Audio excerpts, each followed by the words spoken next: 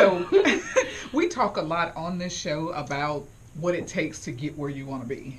You know, we talk a lot of times about how she and I are working, you know, kind of endlessly in this effort in having a small business now. And even from me going from corporate America to into a small business. And so when I saw that Daymond John had his second book out, so for those of you who are on Facebook or listening in, Daymond John has his book Rise and Grind.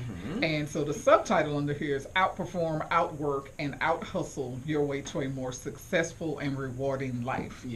And so if anyone knows Daymond John Shark Tank guy, Mr. Fubu. Mr. Fubu. Yeah, I was about to say, I was thinking Fubu before Shark Tank. Yeah, Shark Tank now. I'm an 80s baby, so. I know, I think Fubu too. Yeah, and I was reading even on the inside of the book, you know, they were saying how, you know, he had a $40 budget when he started Fubu.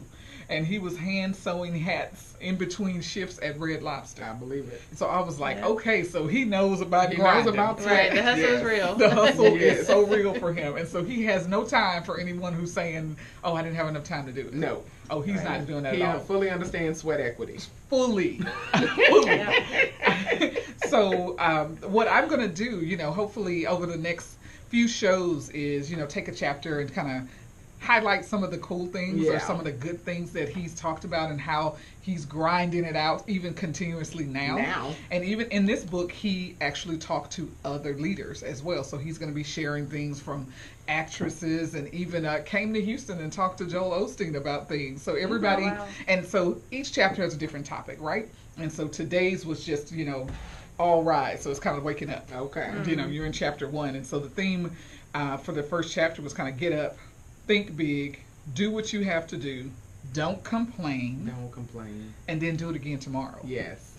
So, I mean, that's what anything, when you think about it, you said when you, Kimberly, you were just saying that when you saw where you wanted to be, you went out and tried to figure out the credentials of those people and what they look like, what I need to do. So you did that. You thought big. You started to figure out what you had to do, and then you did it. Yeah. So anyone who's trying to build a business, anyone who's in business, anyone who's in a corporate America, that applies to everyone. Yeah. He also talked about he always talks about his battle with dyslexia. Okay. And so for anyone who, you know, didn't know that, he was diagnosed with dyslexia a long time ago, but he says he would have never changed it. Yeah. Because that made him work harder. Yeah. He knew that he had to work harder to get where he needed to be. So, hey, it just is what it is. And he was like, and hey, just so you know, people who have dyslexia, there's so many of them that have built businesses, and he named a few like Richard Branson. Yes, Richard Branson is, Charles Schwab, Henry Ford, Ted Turner, Tommy Hilfiger. Yep. All of those had dyslexia, and still we know their names. Yep. Right. They're great. They're constantly outperforming or had outperformed, for years. And so it's really about not letting something stand in your way, which is something we talk about a lot, with us. No excuses. No excuses, defying odds. And so 2 acronyms, and then that'll be, the 2 takeaways were really the acronyms that he used, and he's going to continue to use throughout the book. So I figured I'd put them out here on the first one so we'll know. So from the previous book, he talked about shark points. Okay. As you could, Shark Tank, everything goes back to shark points, right? And so the acronym for shark stood for S, set a goal. Okay. H, homework, do yours. Yes.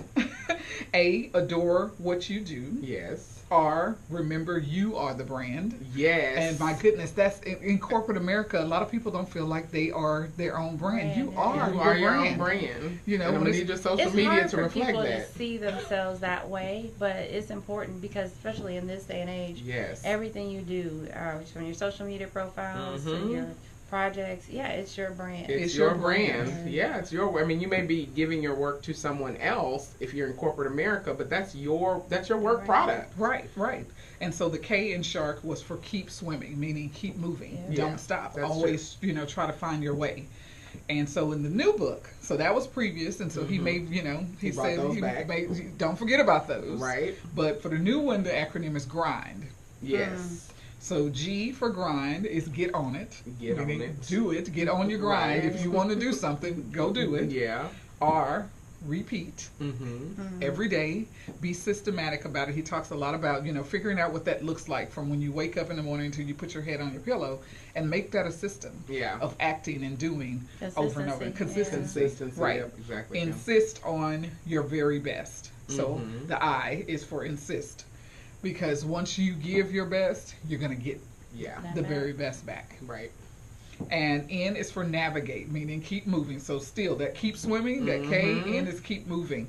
And N is navigate. And he brought up this, and I didn't know anything about this. A lot of analogies, of course, around sharks. Yeah. And it's that some species of sharks can actually continue to swim sleeping. Yeah, when they're asleep. Yeah, a lot of species of sharks do. That's what I thought of when he said keep moving. Keep moving. Shark, and so he talks about it. And so I was like, okay, that makes sense to me because, you have to know how to navigate. Mm-hmm. And a lot of people always talk about, for entrepreneurs, making money in your sleep. Yes. Oh, yeah. So to me, that's what I went to immediately. I was like, okay. And then the last one, the D, he has 3 Ds there: desire, drive, and determination. Yes. Mm. And so, Natalie, I thought about, and I'm going to read it because I don't want to, misquote him. Yeah. I thought about us and our dynamic duo of Defiance thing. Yes. It says, be determined to blow past expectations. Clear whatever low bar has been set before you, and make sure you do it with room to spare. Yeah. So being determined to just, disregard what everyone else has said and done. Yep. And, kind of forge your own path forward. Yeah. And do it with excellence, right? I mean, I think that was one of the reasons why we started the business to begin with, is that we had insights into the big 5 and some midpoint competitors and things like that, and we knew we could do it better, that clients weren't really getting what they were paying for. Right. And so we were like, well, we can do it better. And so we set off to do it better. Off to do better, right? And so